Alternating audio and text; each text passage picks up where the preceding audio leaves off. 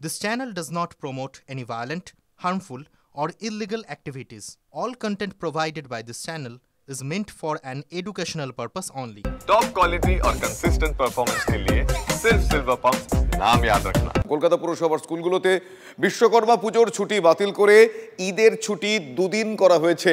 বিস্ফোরক এই অভিযোগ করছেন রাজ্য বিজেপির সাধারণ সম্পাদক জগন্নাথ চট্টোপাধ্যায়। পুরসভার শিক্ষা দপ্তরের বিজ্ঞপ্তিতে সনাতনীরা আঘাত পেয়েছেন বলে তার মত। পশ্চিমবঙ্গকে বাংলাদেশ তৈরি করা হচ্ছে, ঠিক এইভাবেই আক্রমণ রাজ্য বিজেপির সাধারণ সম্পাদকের। কি বলেছেন তিনি, শোনাই আপনাদের। বাঙালির জানা দরকার যে পশ্চিমবঙ্গটা পশ্চিমবঙ্গই আছে না, পশ্চিম বাংলাদেশ ইতিমধ্যে হয়ে গেছে। এবার কলকাতা শহরে বিশ্বকর্মার ছুটি বাতিল করা হলো এবং বিশ্বকর্মার ছুটি বাতিল করে কলকাতা কর্পোরেশনের স্কুলগুলিতে ঈদুল ফিতরের ছুটি দুদিন করা হলো। সারা ভারতবর্ষে ঈদুল ফিতরের ছুটি একদিন হয়, কিন্তু কলকাতা কর্পোরেশন যেহেতু জনাব ফিরহাদ সুরাবর্দী হাকিমের দ্বারা শাসিত, যিনি দাওয়াত ইসলামের কথা বলেন, তাই এখানে দুদিন করা হলো। কলকাতা কর্পোরেশনের হগ মার্কেটে অবস্থিত কলকাতা কর্পোরেশনের এডুকেশন ডিপার্টমেন্ট বা শিক্ষা দপ্তরের এই বিজ্ঞপ্তিটি প্রত্যেকটি সনাতনী বাঙালির হৃদয়ে ঘা দেবে, মনে অশান্তি সৃষ্টি করবে। কিন্তু তারা এটাও মনে করতে পারে যে রাজ্যের মুখিয়া মাননীয়া অমৃত কুম্ভকে মৃত্যু কুম্ভ বলতে পারেন, তার মেয়র, তার প্রিয় ববি কলকাতা কর্পোরেশনে বিশ্বকর্মার ছুটি বাতিল করে ঈদের ছুটি দুদিন বাড়াবেন, সেটাই তো স্বাভাবিক। সনাতনী বাঙালি ভাবুন আমরা কোন পথে চলেছি। 26-এ বিদায় করুন, না হলে আপনাকে বাংলা থেকে বিদায় হতে হবে। কলকাতা পুরসভার স্কুলে ছুটি বদলের এই যে বিজ্ঞপ্তি, তা ঘিরে ইতিমধ্যেই বিতর্ক তুঙ্গে উঠেছে। খুব স্বাভাবিকভাবে বিশ্বকর্মা পুজোর ছুটি বাতিল হয়ে গিয়েছে, ঈদের ছুটি বৃদ্ধির বিজ্ঞপ্তি, আর এই বিজ্ঞপ্তি ঘিরে যথেষ্টই বিতর্ক দানা বেঁধেছে। আর এই ইস্যুতে বিজেপি সুর চড়াতেই কলকাতা পুরসভা খানিক পিছু হটেছে। বিজ্ঞপ্তি বাতিল করে বিবৃতি জারি কলকাতা পুরসভার কমিশনারের। অনুমোদন ছাড়াই বিজ্ঞপ্তি সাফাই কলকাতা পুরসভার তরফ থেকে এসেছে। শিক্ষা বিভাগের চিফ ম্যানেজারের ঘাড়ে দায়ে ঠেলেছে পুরসভা। শোকজ করে 3 দিনের মধ্যে জবাব তলব করা হয়েছে। শোকজ লেটার গিয়েছে তার কাছে।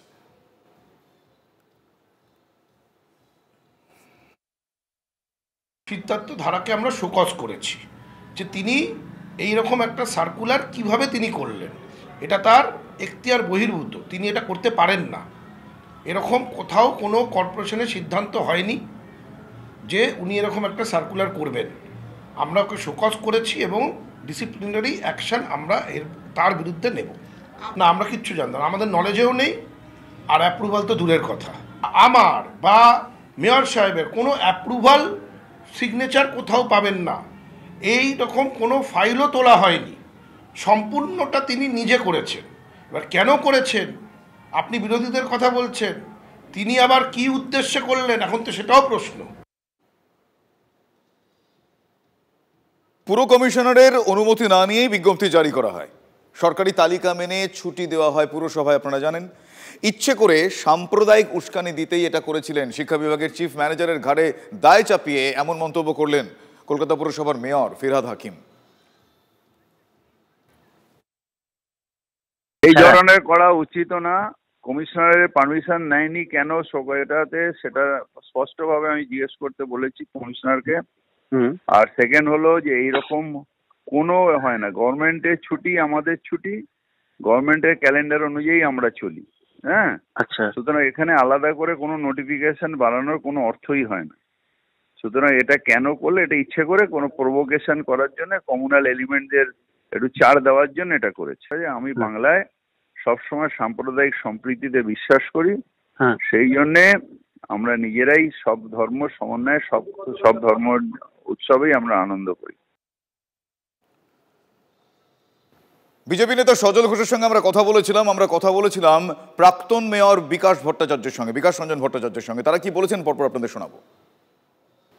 এই ধরনের হাউসে বসে তার নির্দেশ ব্যতি রেখে তার অজ্ঞাতসারে এই ধরনের ধর্মীয় উন্মাদনাকে প্ররোচনা যিনি দিচ্ছেন, তিনি তাকে পুষবেন কেন সরকারি টাকা দিয়ে, আপনার আমার টাকা দিয়ে?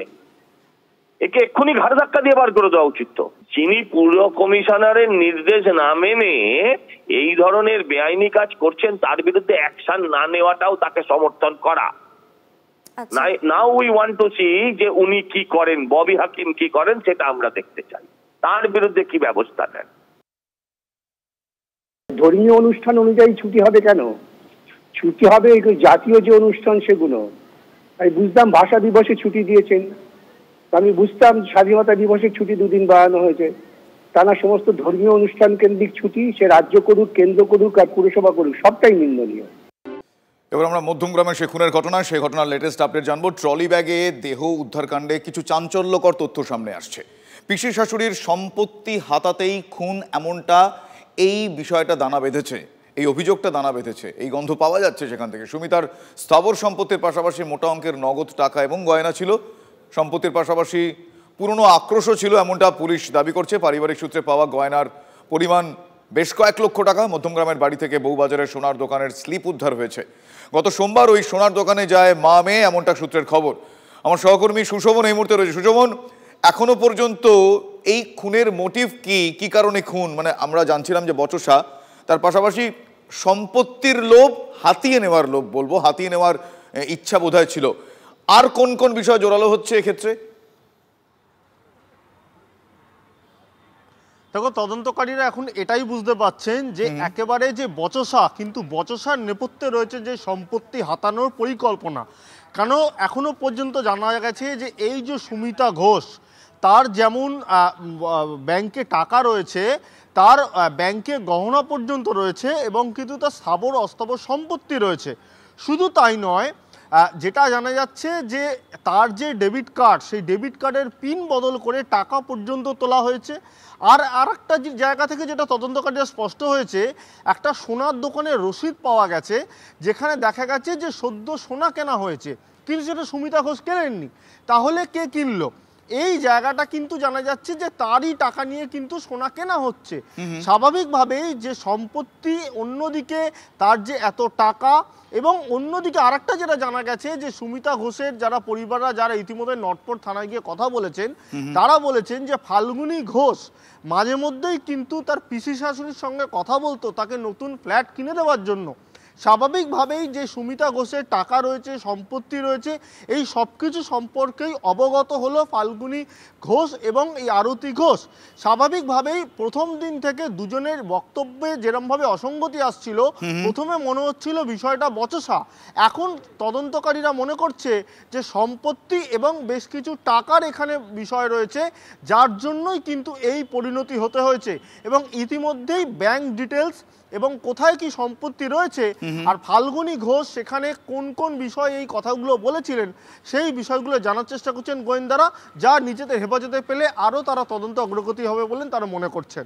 শুভজিৎ, বেশ বেশ, আপাতত তোমায় ধন্যবাদ জানাই সুশোভন। আমরা কথা বলেছিলাম নিহতের দিদির সঙ্গে, তিনি কি বলছেন। তিনিও কিন্তু এই অভিযোগটা বা এই যে খুনের যে মোটিভ হিসেবে জানতে পারা যাচ্ছে সম্পত্তির লোভ এবং সেটাকে হাতিয়ে নেওয়ার চেষ্টা, তিনিও কিন্তু একই সুরে সে কথাটাই বলছেন। একবার তার মুখ থেকে শুনুন তিনি কি বলছেন। বোন কি কিছু বলেছিল, দিদি কি কিছু বলেছিল? কোনো খালি একদিন এই সম্পত্তি কথাই বলছিল। আমি না দিদি আর পাচ্ছি না কিছু রাখতে, আমরা সব ভাই বোন, মা বোন, দিদি তোদের দিয়ে যেমন। কেন রে এসব কথা বলছি? কি কারণে ফাল্গুনী এবং তার মা ঘটালো, কি মনে হয় আপনার? এখন তো ব্যাংকের থেকে অনেক টাকা তুলে নিয়েছে, সব ফোন পে তুলেছে। কি সুমিতা দেবী? হ্যাঁ, কি করে তুললো এটাই বলো না, যে জাকাত না হয়। কত টাকা? তাও অনেক অনেক তুলেছে। খুন করেছে মামে না, এটা কি আমি জানিও না। বোনকে অনেক অত্যাচার করেছে, ওরা অনেক অত্যাচার করেছে আমার বোনটাকে। ওরা জানলো কি করে যে আপনার বোনের এত সম্পত্তি, এত টাকা? ওই বাড়ির বউ ছিল তো। আপনার বোনের এমনি আসামে কি কি সম্পত্তি রয়েছে? সব রয়েছে, বাড়ি রয়েছে, তারপরে টাকা পয়সা, লকারে কি অনেক গহনা ছিল? হ্যাঁ, ওই মেয়েটা না মাঝে মাঝে আমার বোনকে বলতো আমি একটা প্লেট কিনবো পিসি, আমি একটা ফ্ল্যাট কিনবো।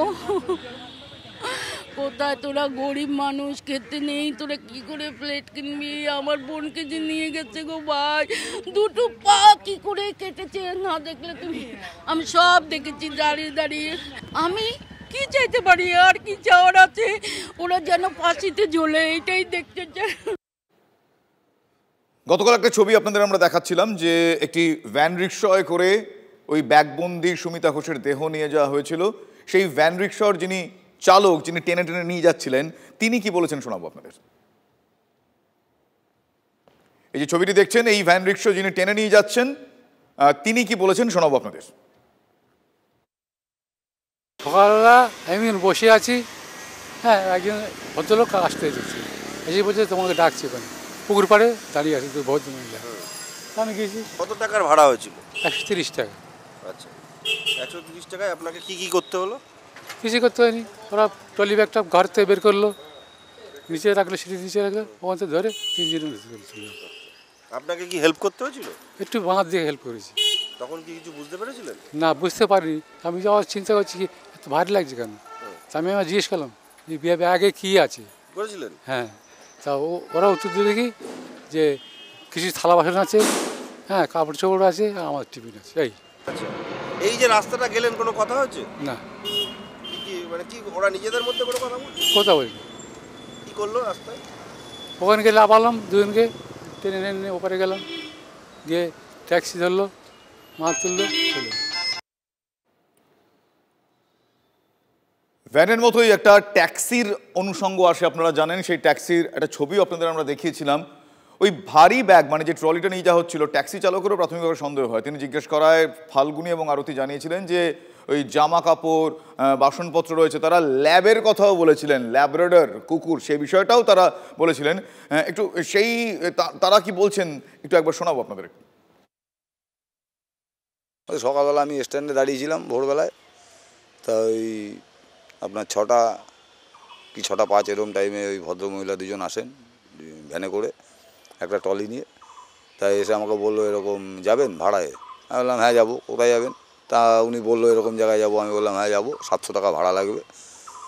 তা উনি বললো যে 700 টাকা বেশি হয়ে যাচ্ছে, 500 টাকা দেবো। আমি বললাম 500 টাকা কম হয়ে যাবে দিদি, এখন যা তেলের দাম, আর 100 টাকা বাড়িয়ে দিয়েন। তা উনি 600 টাকায় রাজি হয়ে গেলেন। আমি 600 টাকায় নিয়ে গেছি।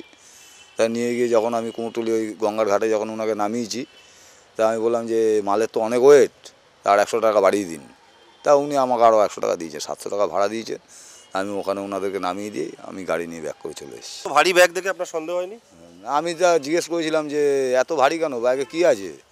তা উনি আমাকে বললো কাঁসার বাসন আছে, কাপড় জামা আছে, খাবার দাবার আছে। সন্দেহ হবে কী করে? ওখানে কোনো গন্ধ পাচ্ছি না, কিছু পাচ্ছি না, আমার গাড়িতে কোনো দাগ পাক কিছুই নেই। আচ্ছা, তা কী করে সন্দেহ হবে? কালকে রাতে তো আপনার গাড়িতেও এফএসএল টিম এসে পরীক্ষা হ্যাঁ করেছে তো, দেখেছে তো সব। ওনারা এসে কি দেখলেন? ওনারা এসে আমার গাড়ির ডিগ্গি খুলে দেখলেন, তারপর ছবি তুললেন। ঘন্টাখানিক ধরে ওরা কি করলেন? ওরা দুজনে ওদের মধ্যে কথা বলছিল। কি কথা হচ্ছিল? ওই বলছি না ডাল রান্না করবো, আলু ভাজা খাবো। এটা তো কালকে থেকেই শুনছি, আর কি গল্প হচ্ছিল? গান টান শুনতে চাইনি? না না, ওই সমস্ত কোনো কথাই নেই। তাহলে ওরা এমনি ওদের মতন কথা বলছে। আমার তো লাইফে, আমি এত বছর গাড়ি চালাচ্ছি, আমার তো নিজেরই ভয় লাগছে। কোনোদিন এরকম হয়নি আমার জীবনে, এই ফার্স্ট আমার জীবনে হয়েছে। আমার বাড়ির লোকও আতঙ্কিত এতে। আমার বউর সুগার পেশেন্ট, আমার বউয়ের জন্য আমার আরও চিন্তা বেশি বেড়ে গেছে এখন। সুমিতা খুনের পুনর্নির্মাণ করেছে পুলিশ। ফাল্গুনিকে নিয়ে মধ্যমগ্রামের বীরেশপল্লীর যে বাড়ি, সেখানে তারা গিয়েছেন তদন্তকারীরা। উদ্ধার হয়েছে খুনে ব্যবহার করা ইট, যে ইট দিয়ে থেতলে মাথা ফাটিয়ে দেওয়া হয়েছিল। তবে যে অস্ত্র দিয়ে সুমিতার পায়ের অংশ কাটা হয় সেটি কিন্তু পাওয়া যায়নি। অস্ত্রটি স্থানীয় একটি পুকুরে ফেলে দেওয়া হয়েছে বলে ফাল্গুনি বলছেন, তিনি দাবি করছেন। আজ ডুবুরি নিয়ে এলাকায় যেতে পারে পুলিশ। অসঙ্গতি রয়েছে, ইতিমধ্যেই পুলিশ এখানে তল্লাশি চালাচ্ছে, কিভাবে তারা খুঁজে দেখছেন আমাদের ধারণা। ইতিমধ্যেই হয়তো তদন্তকারীরা পুকুরগুলোতে ডুবুরিও নামিয়ে খোঁজ শুরু করে দিয়েছেন। তবে ফাল্গুনি আর আরতির বয়ানে বিস্তর অসঙ্গতি রয়েছে বলে পুলিশ দাবি করছে।